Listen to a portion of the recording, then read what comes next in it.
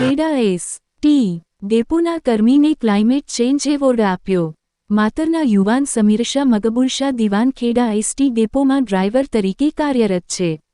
તેમજ છેલ્લા ઘણા વર્ષોથી ભારતના વડાપ્રધાન શ્રી નરેન્દ્ર મોદીના વિવિધ અભિયાનોમાં કાર્યરત છે.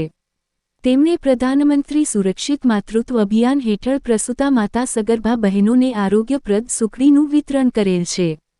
તેમજ માનનીય વડાપ્રધાન દ્વારા 2014માં જાહેર કરાયેલા સ્વચ્છ ભારત અભિયાનને વેગ આપવા 10 વર્ષથી વેસ્ટેજ ચીજોમાંથી સ્વખર્ચે હજારો કચરાપેટી બનાવીને જાહેર સ્થળો, શાળાઓ, ચા નાસ્તાની દુકાનો એ કચરાપેટીમાં સમાય તેવા આશય સાથે વિનામૂલ્યે વિતરણ કરેલ છે. તેમજ જનજાગૃતિ માટે સ્વચ્છતા રથ પણ બનાવેલ છે.